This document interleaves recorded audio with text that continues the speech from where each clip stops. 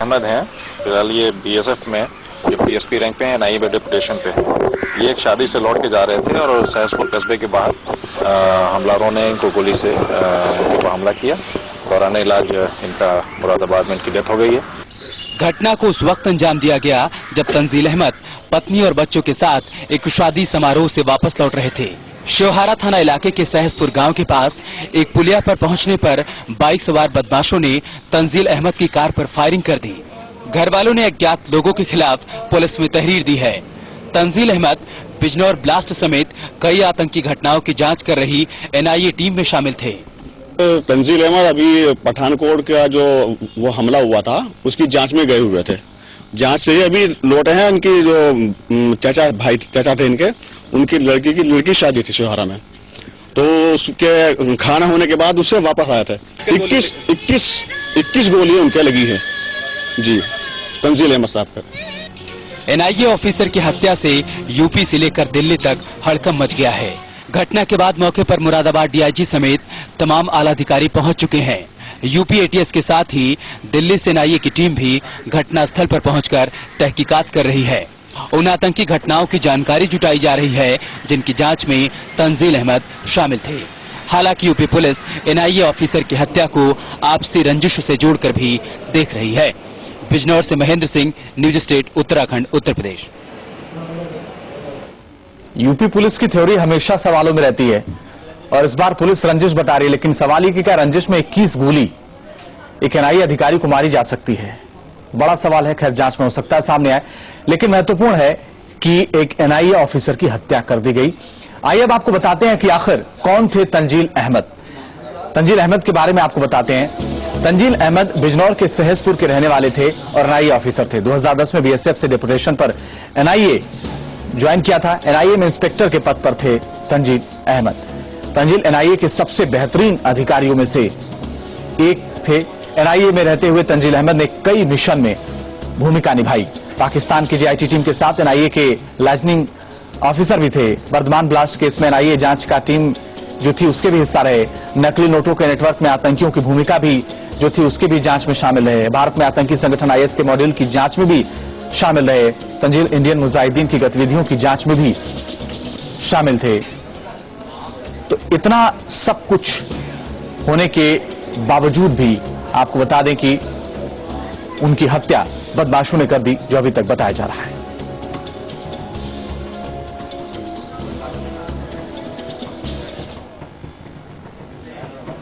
NIA अफसर की पत्नी को अस्पताल में भर्ती कराया गया है, जहां उनकी हालत नाजुक बनी हुई है।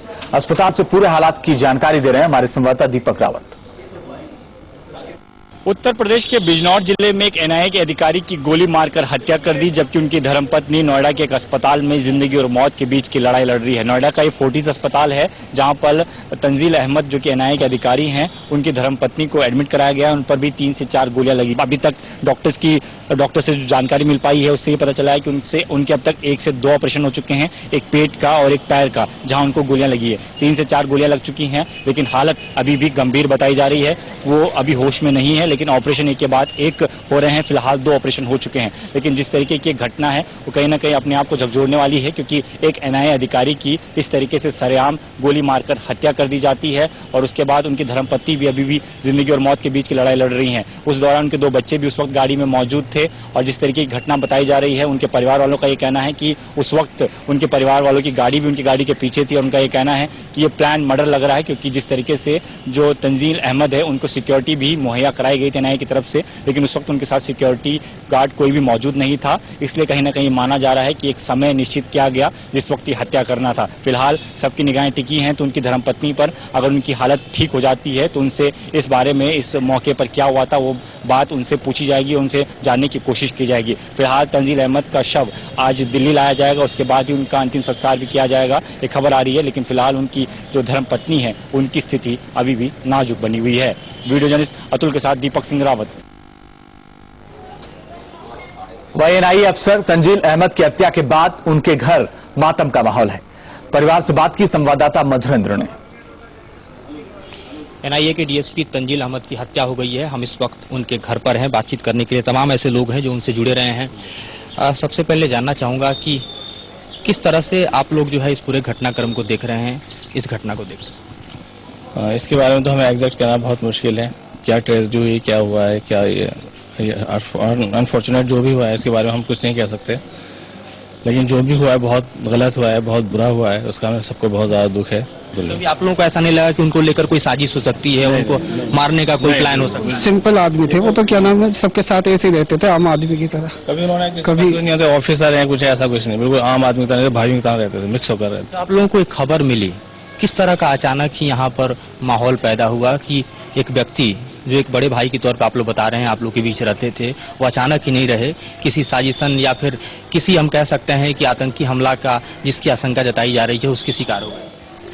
सर अब तो हम इसमें कुछ नहीं कह सकते हैं, लेकिन ये है बहुत शरीफ आदमी थे, बहुत अच्छे आदमी थे। कभी महसूस नहीं हुआ ये मतलब ये पुलिस हैं या डीसीपी हैं या क्राइम ब्रांच में हैं, अपना मतलब जो भी उनका ओहदा था कभी मोहल्ले वालों को, कॉलोनी वालों को कभी महसूस करने नहीं दिया मैं ये हूँ। तो इस हत्या के बाद यहाँ एक तरह से मातम का माहौल है और जहन में एक ही सवाल है कि आखिरकार एक ऐसे नेक दिल इंसान को कौन मार सकता है, उसके पीछे किस तरह की साजिश हो सकती है।